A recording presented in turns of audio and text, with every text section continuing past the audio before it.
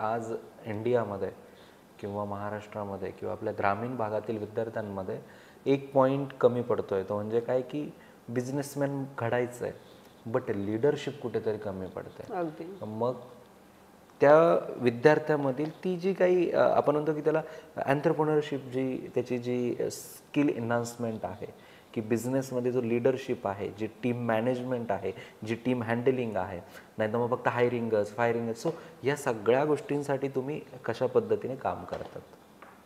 तर आजचं तुम्हाला पूर्ण जगाचा जर सिनेरिओ पाहिला, करंटली अंबानींचं लग्न जर पाहिलं तर इतक्या लोकांना, श्रीमंत लोकांना इन्व्हाइट केलेलं गेलं होतं आणि it was a business strategy actually.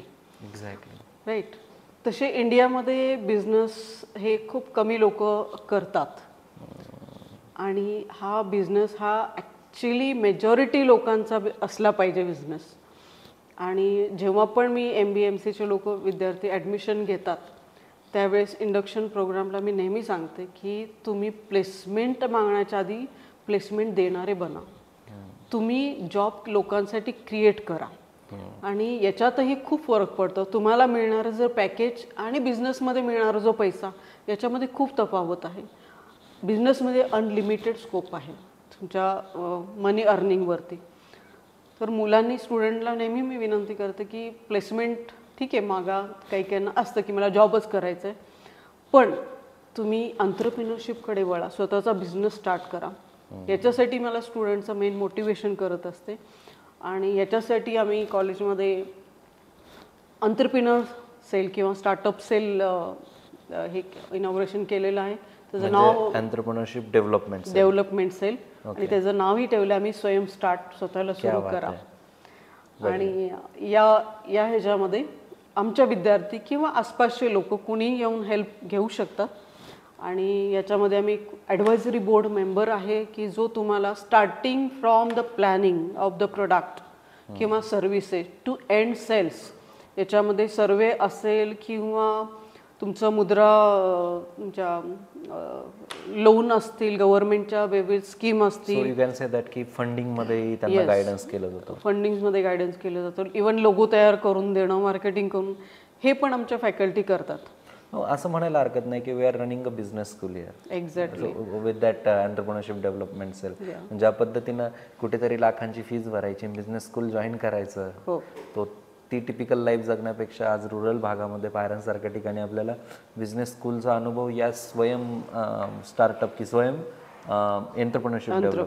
स्वयं एंटरप्रेन्योरशिप डेव्हलपमेंटच्या अंतर्गत भेटतोय म्हणायला हरकत नाही.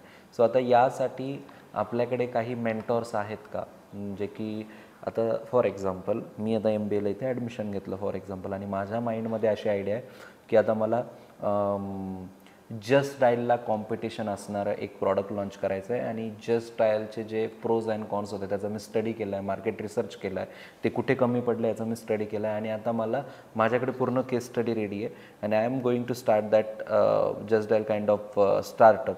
So in that startup I am lagging with funding also, I am lagging with you can say mentoring part. मला मेंटॉरच करणारं कोणी नाही आहे. सो त्या ठिकाणी आता समजा तुम्हाला मार्केटिंगचा तुम्हाला कॉर्पोरेट एक्सपिरियन्स आहे, you can help me into marketing, but what about की एखादा मला सक्सेसफुल एंटरप्रेन्योर पाहिजे जो की मला तिथं मेंटोरिंग करेल, असं यासाठी आपल्याकडे काय प्रोव्हिजन आहे? या एक्झॅक्टली. बिझनेस हा आयडिया येते, सुरू करू वाटतं, पण मेजॉरिटी बिझनेस हेल्प न मिळाल्यामुळं तिथंच बारगळले जातात. मग त्यासाठी आम्ही काय केलं आहे, गव्हर्नमेंटच्या वेगवेगळ्या संस्था, ज्या MCD असेल मी तुम्हाला सांगितलं, Maharashtra centre of entrepreneur development, ज्याची मी बॉडी मेंबर पण आहे, मी हेल्पला आहे. नंतर मिटकॉनची हेल्प आम्ही घेतो. नाशिकचे उद्योगवर्धिनी असेल, अशा वेगवेगळ्या संस्था ज्या एंटरप्रेन्योर डेव्हलपमेंटला व्यक्ती काम करतात, त्या सगळ्यांना मी ॲडवायझरी बोर्ड मेंबरवर घेतलेलं आहे.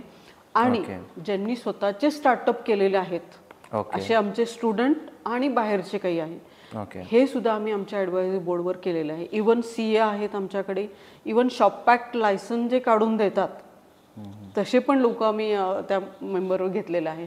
म्हणजे one stop solution you will get.